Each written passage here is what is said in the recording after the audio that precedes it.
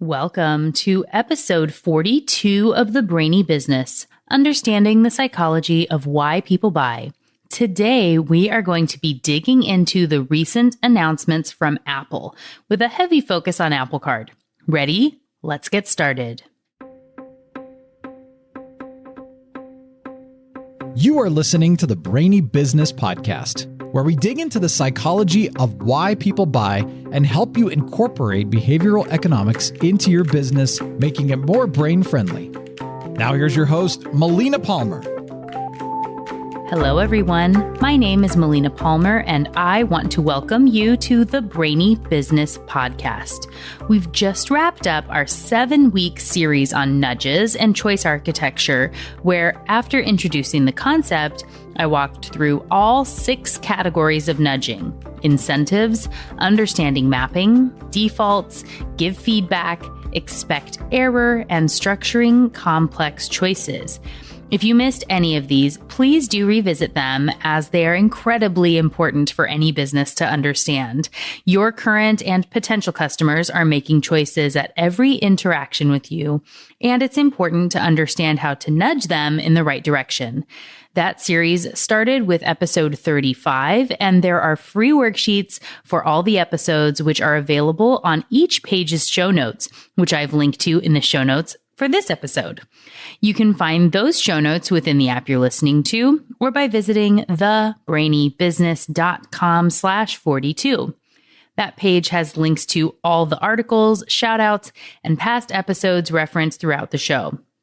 There, you can also sign up to be part of the subscribers group, which gives you easy access to all the freebies I mentioned earlier and makes sure you're the first to know when there is new content. You will also be able to find upcoming speaking engagements or workshops near you and links to upcoming virtual events like my weekly live discussion on the Facebook page, where you should come by and ask questions and interact live. Again, you are automatically part of the group when you subscribe for any freebie on the website. There are 32 of them for you now.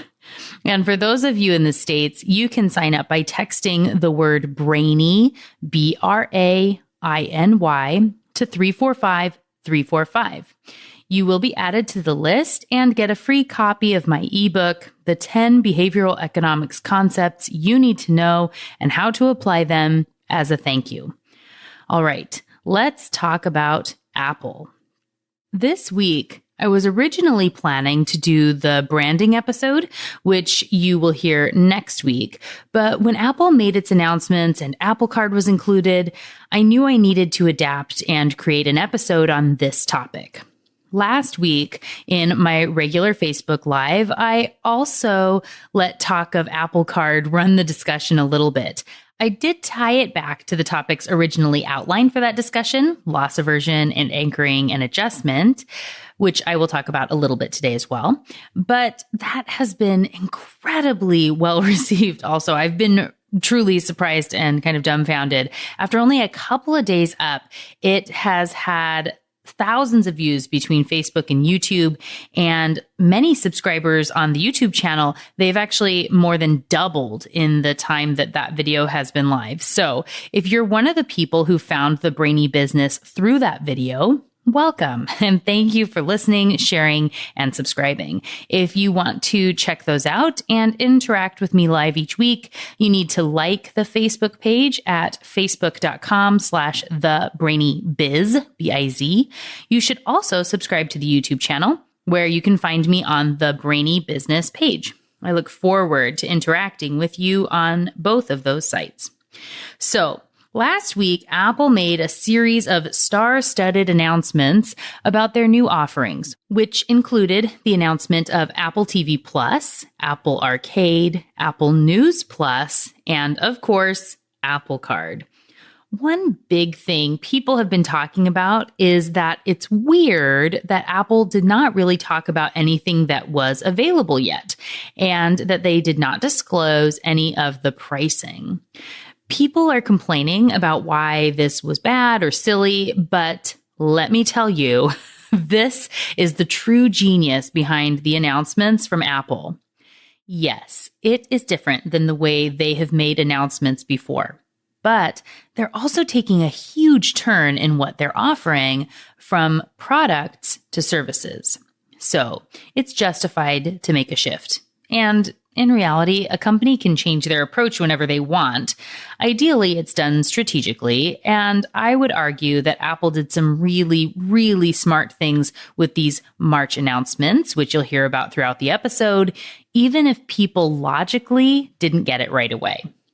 As you've heard me say on the podcast many, many times, people are not logical.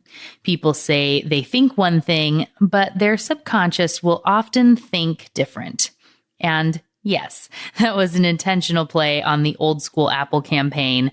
If you don't know what I'm talking about, check the show notes for the video. This is quite possibly one of the most important campaigns Apple has ever produced, and one that is so smart in their branding efforts. But that's not the focus of today's episode.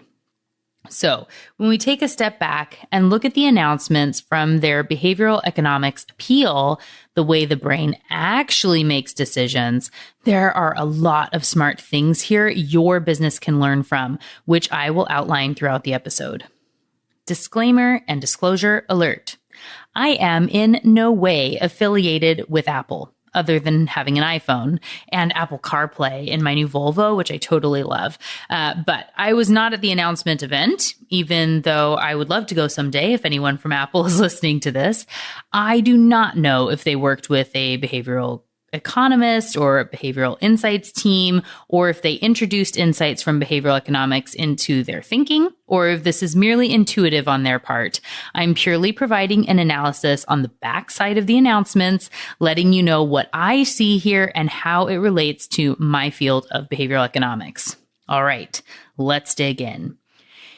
In the episode, I'm going to talk about building anticipation and expectations, the delayed pricing strategy, subscription models, framing, herding, how familiarity breeds liking, and the value of celebrities. While it's generated a lot of complaints from our logical brains, I would argue one of the smartest things Apple has done is announced all the greatness of the services before they're actually available. Why? Because this creates anticipation and releases dopamine in the brain.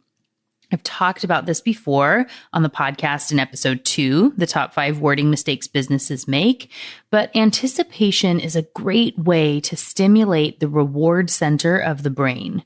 I've linked to the study again in the show notes for this episode, but here's a brief synopsis again for those of you who have not heard it, and because refreshers are nice. In this experiment, a light comes on and a monkey knows that if it presses a bar 10 times, it will receive some food. It has a baseline understanding of the task, so it knows what the light means and how that translates into its ability to get food.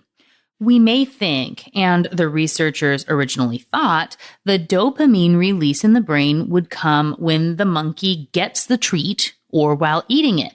But in reality, the dopamine was released only until the reward came. Then it went away basically completely. So the anticipation is where the brain's reward really lives. And this is how habits form, which I talk about in episodes 20 and 21. When the treat delivery system worked 100% of the time, the monkey's brain had a certain amount of dopamine released. Let's say it was a factor of 10. What happened when the treat was only delivered 50% of the time? You may think the dopamine release would go down. The monkey would get upset and frustrated, but that's not true at all. In reality, the release of dopamine doubled when there was a 50% chance no treat would be released. So instead of getting a dopamine release of 10, they're now getting 20 hits of dopamine during the phase of hitting the bar to get the treat. Interestingly, when the payout went to either 25% or 75%, which are two drastically different outcomes for the monkey, the dopamine release was the same. It was halfway between 50 and 100% in both cases. So in the scenario where reward 100% of the time means 10 hits of dopamine and a 50% chance meant 20 hits of dopamine, Both 25 and 75% reward generation resulted in 15 hits of dopamine. The video I've linked to and the article I've linked to in the show notes show you this visually if you're more of a visual person and would like to see that there. The main thing to learn here is that the anticipation and unpredictability was always more rewarding to the brain than 100% rewards. But more volatility in the 25 or 75% outcomes did make it so that there was less dopamine than the 50-50 split. And this really shows that the reward is in the journey and not the destination. Humans, of course, have the exact same reaction. We thrive on the excitement of anticipation. This happens when we play games, when we watch movies, when we bet in the casino, and when we're waiting to see if the new product or service from Apple is really as great as we think it will be. Anticipation creates a reward in the brain that it likes. The thrill of the unknown is more valuable than the thing you get on the other end. But having anticipation creates loss aversion and perceived ownership, which also means you're much more likely to feel the need to experience the treat at the end, to at least test it out and see how it meets or exceeds your expectations. This is the sort of anchoring and adjustment and loss aversion coming in. In this case, that means buying into the product or service announced and reading up on it before it comes out, keeping Apple top of mind for when the releases actually take place. And as Byron Sharp says in How Brands Grow, being top of mind is key in influencing buying behavior. People need to be constantly reminded of and thinking about a brand to buy it. So being relevant is important. In behavioral economics, we call this availability, which was the topic of episode 15. Other studies have shown people are willing to pay more for items they have been primed for. So having Apple on the brain could make people more willing to pay for Apple products and services, especially where they're now associated with things like news and TV and credit cards. So every time you use your credit card or watch a different streaming service or play a different game, you're going to now be associating with Apple and how that product could maybe be better, which builds more anticipation and also expectations. Your logical brain is probably saying, but if you build up expectations and the service is bad, people are going to be more upset and more likely to hate it than if there were no expectations set at all. So that's why we would wait and not announce until it's totally ready and we know it's perfect, exactly what we want. So this kind of thinking is why far too many organizations wait to announce a launch or a new product or its features until it's actually launching. In reality, people usually need time to get really excited about things. A few months or weeks of anticipation with nothing to see but the perfect and amazing portrayal of the new services in ads meticulously crafted by Apple means high expectations. And studies show the brain gets what it expects. For example, we expect medicine that costs more to work better. So when someone's told a pill they're taking for pain relief costs $2.50 a pill, they have a greater reaction to it than the one they're told costs only 10 cents a pill, even if they're both just a placebo. When ordering coffee from a coffee stand that's run down and gross, people will say the coffee tastes worse than the exact same beverage in ceramic mugs and with nicer mix-ins like nutmeg and cinnamon available, even if they don't actually use them. If people expect Apple Card or Apple TV Plus to be great, and they begin to get familiar with all it has to offer, by the time it's actually available, that expectation will make the perception of it that much better, assuming it isn't a complete train wreck. And knowing Apple, it won't be. So, building expectations of greatness means people will expect this thing to be good. And we expect it to be really good if they went out of their normal strategy to announce it before it was ready. So we are expecting super greatness. And even if it's just pretty good, our brains will get what they expect, and we will be more willing to pay for it when it does become available. Which leads me to the next stroke of genius, the lack of pricing. You've heard me talk about this a lot on the podcast, or perhaps you've heard me speak on this topic. The truth about pricing is that price is never about the price. All the things that come before the price matter much more than the price or the item itself. Creating value is about framing and anticipation, which Apple is taking time to let ruminate before the pricing is announced. If it were me, or if I was consulting to Apple on this, I would have run studies to see what people were willing to pay for these types of services before the announcements were made, and then test again a few days, weeks, and months after the announcement to see how that changed. Presumably, once the announcements have been made and people have started to see the buzz and read up on the items, the amount they're willing to pay would go up. I'm guessing it would be peaking in the weeks following versus months or, years following, but they can see how this works as they have items rolling out as early as May and as late as the fall. This also allows for herding behavior to be triggered earlier than it would otherwise as people start talking about the products and saying they're going to use them or sign up right away. Again, if Apple were my client, I would encourage them to allow for early registration and signups for the products and services, which people could pay a fee for. Perhaps for $25, you guarantee you'll be able to get the release on the first day, or you get a special edition of the already fancy titanium Apple card that shows you were a founding customer. And for the subscriptions, it could include some sort of badge that can never be sold or traded and lives within the app. And to trigger loss aversion, it could be set up so if you ever cancel the service, you lose that badge forever, even if you sign back up again later. This is payment for something that doesn't really exist, but it's bragging rights and an ability to show proof you were part of the in crowd, the herd, before everyone knew it was cool. Apple could then use this to help get other people on board for the service by continuing to trigger herding behavior. This would include messaging like 250,000 have pre-signed up for Apple TV Plus, and the numbers are growing every day, which will make people realize they're behind the times and it's time to follow the herd. You could also look at incorporating scarcity and maybe say the first, 10,000 or people who pay a certain larger dollar amount can get the special stuff and that nobody else can have it. There are all sorts of ways that you could work this in.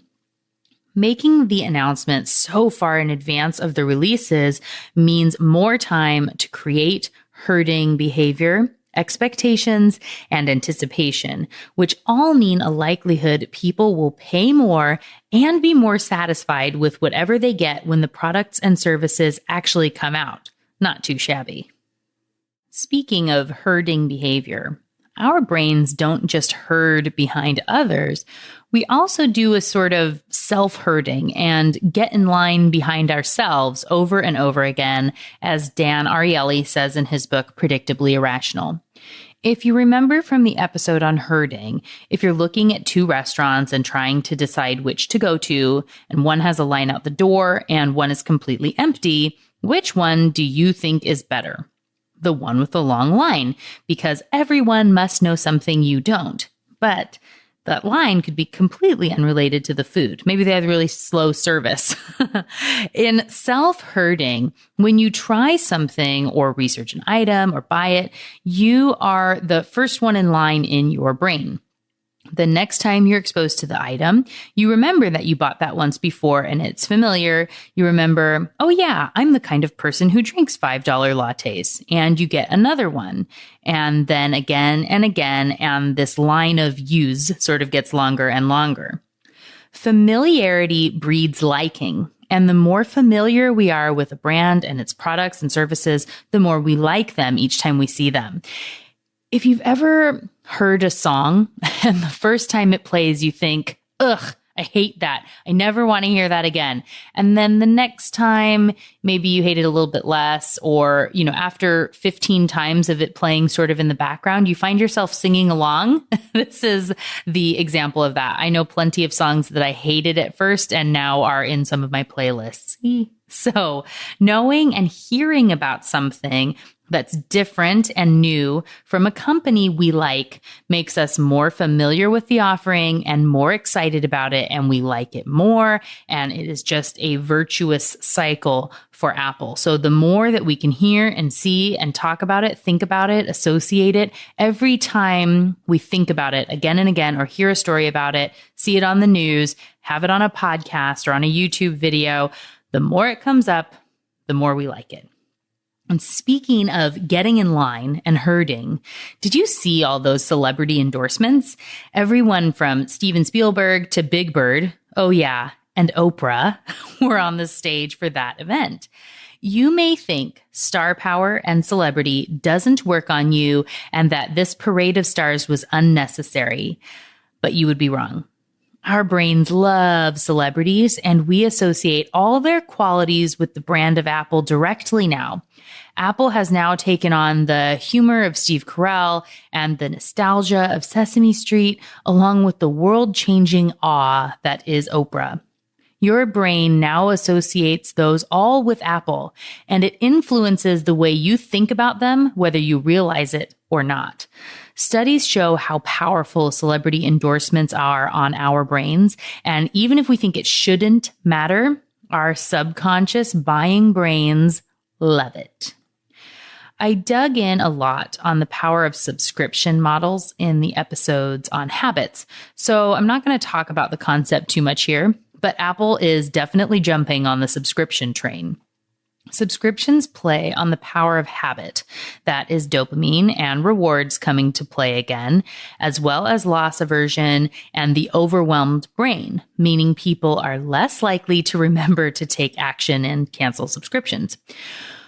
When we expect error, that people will forget to cancel those subscriptions, or the flip side would be that they would forget to buy the product that they want if they do not have a subscription, and then they would miss shows or things that they would really want, and then they would get upset. It's almost always in the best interest of a company to offer a recurring subscription model. A recent article from Variety referenced a study from Deloitte and talked about the onset of subscription fatigue, which may be starting to set in as more and more companies are using subscription models. This is interesting and worth watching. I know I definitely will be. But in my opinion, the issue with this information and some of the study and the findings that people are putting out there is that the study is asking the logical brain questions about how it feels logically about subscription services. With the subconscious running the show, it's really going to be hard to make it so people do not continue to use and value subscriptions, even when they say otherwise, that logically they would do something different.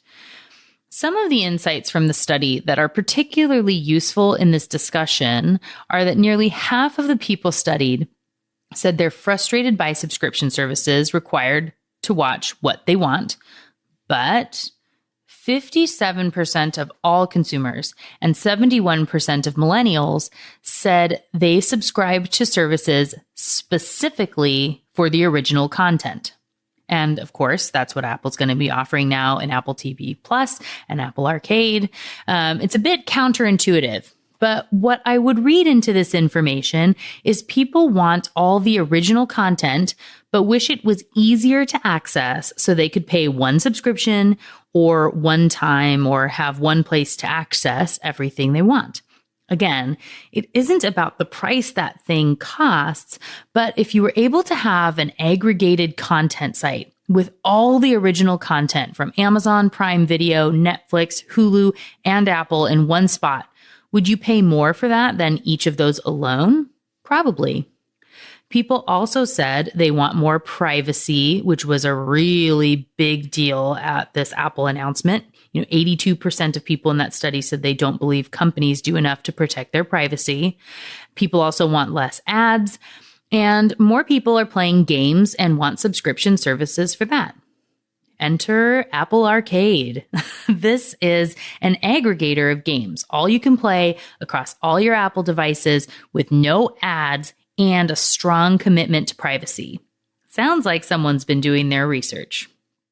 People say what they want, and Apple has framed the message, both in Apple Arcade and all these other offerings, to appeal to those words, phrases, and concepts of what people are saying they care about, the things that pop up for them. Framing is everything in these Apple announcements. It's truly at the core of all messaging. But I'm going to start from here to get into what I promised on this episode, a breakdown of Apple Card, because it is a framing story more than anything. Having worked in the financial space for over a decade now, both inside of a financial institution and as a consultant, I can tell you that a lot of the functionality and features being touted by Apple Card already exist in various cards and from many institutions. So, why does it seem so novel? Apple has asked a better question to uncover what people care about, and then, here's the kicker, they found a way to frame the product and message so it's within those parameters.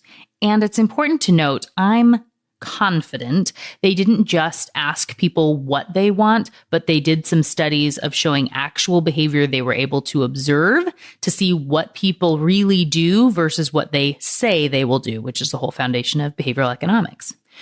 The Apple Card has been presented as having no fees ever. That is something that I am confident every financial institution knows that people don't like fees. That's pretty standard knowledge. But it's also something that, to my knowledge, no bank or credit union has yet offered on a credit card. There are many credit cards with no annual fees or some fees that don't exist, like this one doesn't have over-limit fees and that one doesn't have international wire fees. But most cards have at least one fee that's charged or able to be charged for various reasons. If you work at a financial institution that has a credit card with no fees at all, or maybe you bank with one, please send me the information because I would like to look into it. You can share it with me on Twitter, Facebook, or Instagram, where you can find me as The Brainy Biz, or email Melina at thebrainybusiness.com. And I'm not so sure about cards outside of the US, but I would still like those as examples, but it might be more common elsewhere. So, why have other financial institutions not done this before and shouted it from the rooftops like Apple's doing? They have the same research that people hate fees and are less sensitive to interest. And I've been talking about this for years. I know because I've been in a lot of meetings and attended a lot of conferences that have covered this topic. The problem is, as with any industry, because the financial institutions are too close to the situation, they can't really see it clearly. They've been in the practice of offering cards for such a long time that they've become victim to the sacred cow mentality. That is hurting, holding them back, and loss aversion or fear around removing something they've always done and not wanting to be first, which is now a problem. While Apple Card does not have fees in the traditional sense, Apple still needs to make money off of Apple Card. Sorry, everyone, but they're a business, and at the end of the day, they're there to make money. So yes, Apple and or Goldman Sachs will earn interchange income on the back end, just like any other financial institution, but that's not the only way they're making money. And they've found a way to present their non-fee fees so they're appealing to customers. It gives people what they think they want and care about, no fees ever, and makes money in a way people tend to ignore. Interest. I've seen articles saying this is a bad thing, that Apple should have found a way to not incorporate interest on their credit card because some people get into trouble. I've also seen that people say that creditworthiness and applications should not be part of the credit card process, which is honestly ridiculous. So not even going to get into that. You know, credit cards have interest rates, just like any other loan, and they should. In truth, the rates on Apple Card, between 13.24% and 24.24%, are reasonable for a rewards card. So they're not gouging people on interest. And for the most part, interest rates cover the risk of getting a credit card. And a lot of this will probably be going to Goldman Sachs to cover the risk of the card. But we're talking about the framing of the no fees message. This led me to the fine print and the natural questions most financial institution insiders were probably asking themselves on the eve of this announcement. But what happens if someone has a late payment? And how are all those other risks and hard costs incurred by the financial institution going to be covered? The short answer is the customers will still pay for that, but it's framed in a way so they're less likely to feel it due to a little concept called time discounting. While there's no fee for going over the limit or missing a payment, according to the fine print, late or missed payments will result in additional interest accumulating toward your balance. So it's basically a fee, even though it technically isn't, but it is. What this additional interest is and how that will be applied is not yet disclosed. So we don't know if it's, 1% or 50%. And it's also important to note, for any of you who do not work in this space, that penalty rates are not uncommon in the industry. Many, many, many store cards and other cards have this.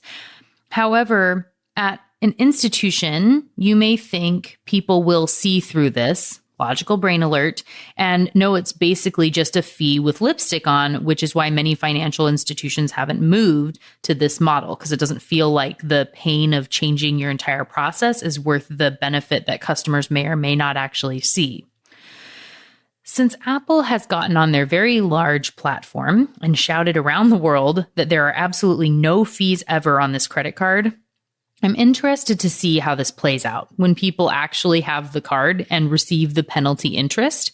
This is one of those things we'll have to wait and see, but I'm guessing it's not as much outrage as any of the financial institutions who coulda, woulda, shoulda done this already think it will be. Payday lending has shown us people are less sensitive to fees as interest, where rates are 400% on average to borrow money for a short term. The main point here, and what you should learn from this, is Apple was able to look at the product with fresh eyes and understand what people did not want, fees, and shape its offering to not have any while still making money. And they did all this without having to build anything that didn't already exist. Every single financial institution could have done this. There's no rule that says a bank or credit union has to include any fee on their credit card. In many ways, fear held them back. And now Apple is leading the way with a powerfully framed message that will appeal to many. If I was consulting to a financial institution on their own credit card offering in light of the Apple announcement, I would recommend they seriously look at removing the fees from their credit cards. Yes, now it appears reactive to the announcement, but it doesn't really matter. Thankfully, Apple has given you a timeline and leeway by doing their announcement this way. There are a few months to change your card products to be more competitive before Apple Card is available to make it so your customers and members are less likely to want to move to Apple Card. And I know that this is a large ship to turn. There's a lot of effort that goes into that. It doesn't mean you can't start the process now. And while status quo bias will work in your favor, people are lazy and it's a lot of effort to change financial institutions, it isn't a necessary risk to keep a lot of fees on your card that you don't need. Look at framing your products to be most appealing, and then look at how you're framing the message of communicating that across the organization and to customers. In your business, whether it is a financial institution or anything else, where are you framing the message based on what you believe you can offer because of the constrictions you think exist or your own jargon and beliefs, instead of what customers are showing they actually care about? Another thing Apple Card is doing really, really well is their cashback offering. It's no secret that consumers love cashback. It's the most popular reward, but many cards offer points. and many of them are used to redeem products from companies like Apple. In reality, Apple could have come up with a point system to be redeemed for Apple products, but they didn't. That's important for financial institutions to learn from. And they stacked the incentives, so the percentage you get back is highest on things that are best for the company. You can get 3% on anything you buy from Apple, 2% on everything you buy using Apple Pay, and 1% if you ever need to use the physical card. Presumably, the rates and fees they have on their side are lower when a physical card is used, or it's easier to track all the information behind the scenes when they're using Apple Pay. Whatever the reason, they pay more for the things that make them more, and promoting the service they want you to use, Apple Pay.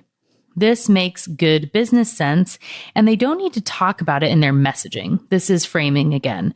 They're messaging to give people the information they need to make a choice, which will nudge them in the purchasing direction and get them to be using the card. And they know they're going to get cash back, but not all the details and specifics that they don't really care about.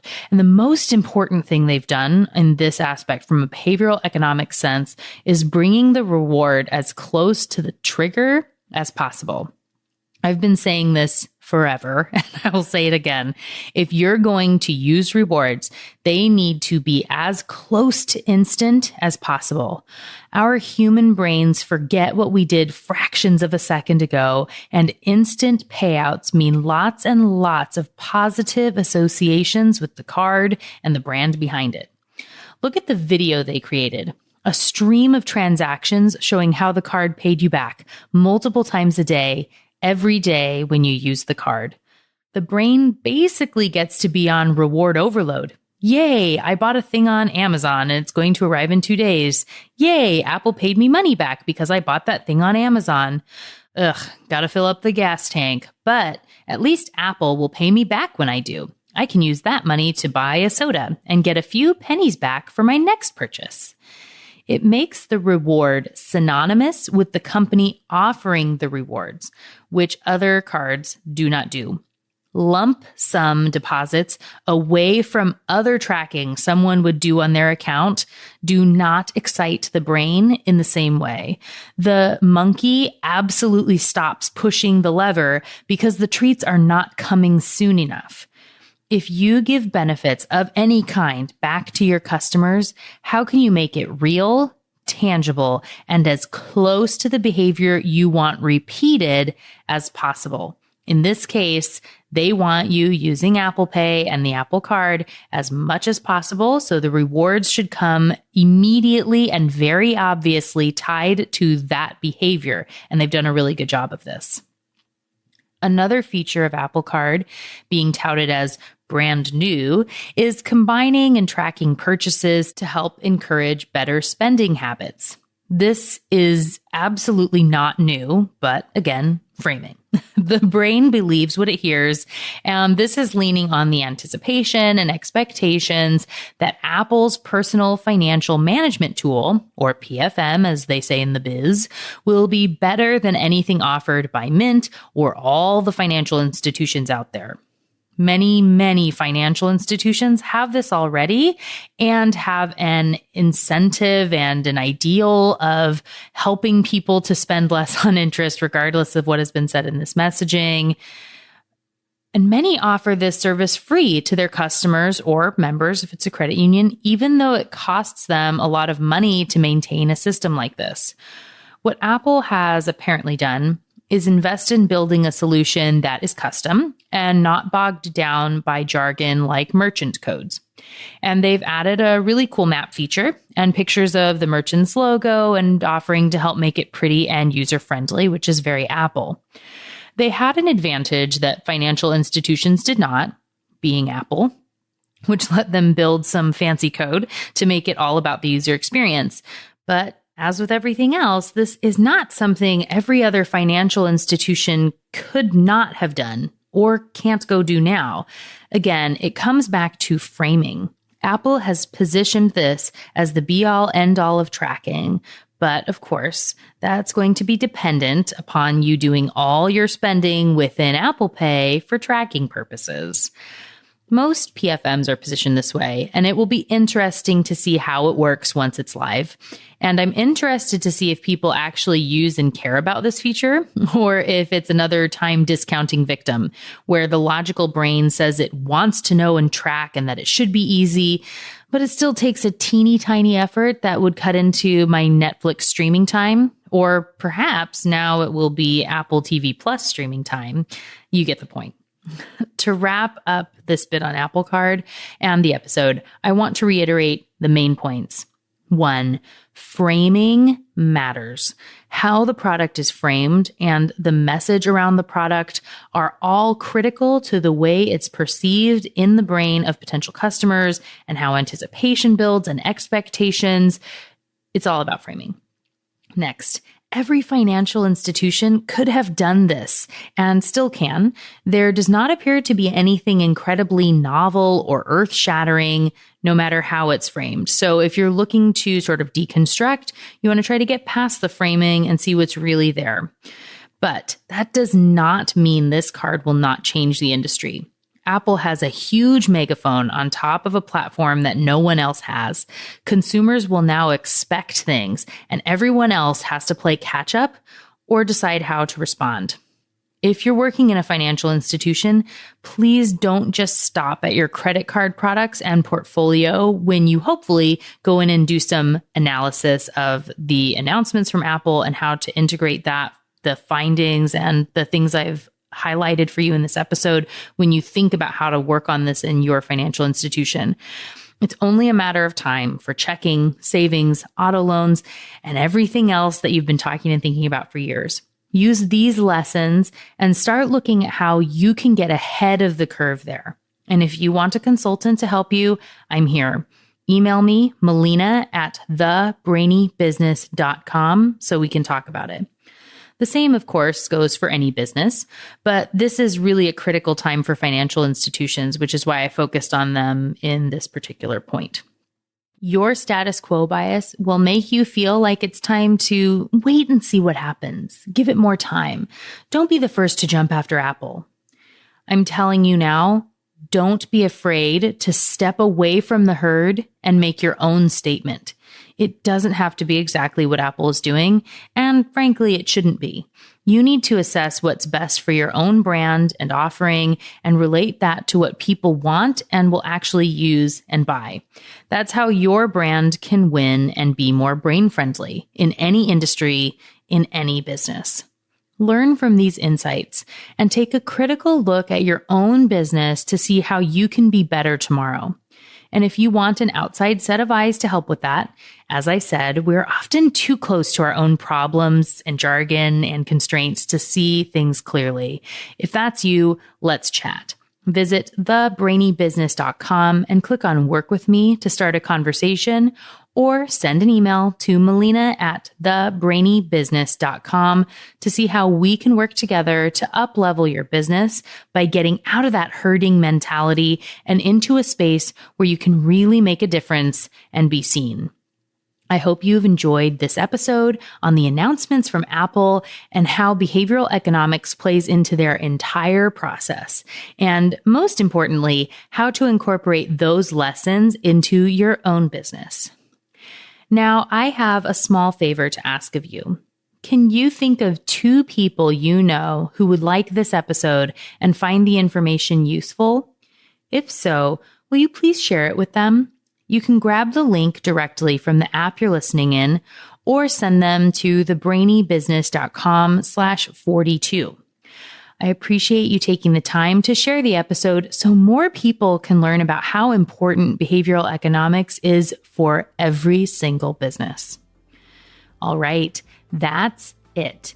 Episode 42 on the behavioral economics of the Apple announcements is a wrap. Next week, we're digging into one of my favorite topics and one I've gotten a lot of questions on lately: how to build a brainy brand. You won't want to miss it. Until then, thanks again for listening and learning with me. And remember to be thoughtful. Thank you for listening to the Brainy Business Podcast. Melina offers virtual strategy sessions, workshops, and other services to to help businesses be more brain friendly. For more free resources, visit thebrainybusiness.com.